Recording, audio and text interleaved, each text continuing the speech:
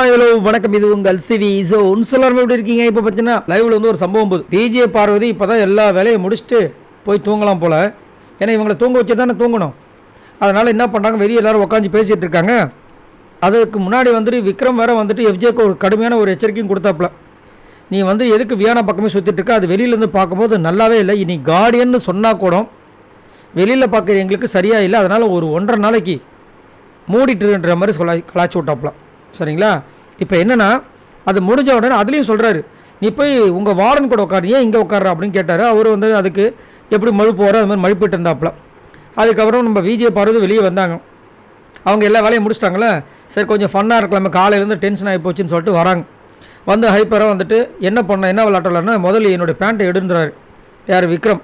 அப்போ அந்த அவ்வளோதானே செல்லக்கூடிய இதை மாதிரி உனக்காக நான் எடுத்து கொடுக்குறேன்னு சொல்லிட்டு அந்த ஸ்விம்மிங் பூலாண்ட போய்ட்டு பேண்ட் எடுத்து கொடுக்குறாங்க.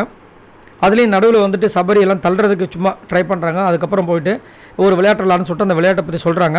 கானம் ஒன்று எல்லோரும் வாங்க விளையாடலான்னு சொல்லிட்டு ரெடியாக வராங்க. அப்போ இங்கே வந்துட்டு எஃப்ஜே கிட்ட விக்ரம் வந்து, சரி இவன் வந்து இவ்வளோ ஹைப்பாக இருக்கால, இந்த ஆட்டத்தை கெடுக்கிறம நம்ம பண்ணுவோன்னு சொல்லிட்டு இங்கே வந்து ஓடுறாரு. விஜய் பாடுறதுக்கு ஆப்பு அடிக்கலாம் அப்படின்ட்டு. ஏண்டா இது ஒரு காமெடியில் குடும்பம் இந்த மாதிரி பண்ணுவீங்கன்ற மாதிரி இருந்துச்சு. அங்கே போனவனே சரி ஆரம்பிக்கலாம் அப்படின்போது இங்கி பிங்கி போடலாம். ஃபஸ்ட்டு வந்து சாபுத்திரினாங்க. இவ்வளோ பேருக்கு சாபுத்திரி போட முடியாது சொல்லிட்டு இங்கி பிங்கி பாங்கின்னு ஆரம்பித்தாங்க. இப்போ எல்லோரும் லைனாக நிற்கணும். இவங்க வந்து இங்கி பிங்கி பாங்கி ஃபாதர் டேங்கி லாஸ்ட்டை வந்துட்டு ஒன்று சொல்லி முடிக்கும்போது அவங்க இருப்பாங்க. சொல்லிகிட்டே இருக்காங்க. டப்புன்னு ஒருத்தர் ஓடுறாரு அந்த பக்கம். லைனாக இருந்தால் தானே கரெக்டாக பண்ண முடியும். வேணாண்டா அப்படின்றாங்க. திரும்ப பார்த்தோன்னா சபரி ஓடுறாரு. திரும்ப பார்த்தோன்னா இவர் பிறகு பிரஜன் ஓடுறாரு. செம்ம காண்டாயிட்டாங்க. அவங்க காண்டாகிறதுக்கு முன்னாடி கானம் வந்து டென்ஷன் ஆகிட்டார். என்ன திரும்ப பண்ணிங்க, நல்லாவா இருக்குதுன்ட்டார் சபரி மூஞ்சி மாறி போயிடுச்சு. அதுக்கப்புறம் வந்து அதை போட்டு முடித்து விளையாட ஆரம்பித்தாங்க. செம்ம சிறப்பாக இருந்தது. ஆனால் ஆண்டவன் இருக்காண்டா குமாருன்ற மாதிரி இருக்குது அவங்க பண்ணுற வேலைகளாம். ஏன்னா இந்த பொண்ணு பாவம், இவங்க பண்ணுறதெல்லாம் வந்துட்டு வேணும்னே பண்ணுறது தெரியாமல் வந்து பாடு விளாண்டுட்டு இருக்குது. ஆனால் இவங்க பிளான் பண்ணி பண்ணுறதெல்லாம் நம்மளுக்கும் கண்ணுக்கு தான் தெரியுது. என்ன கொடுமை.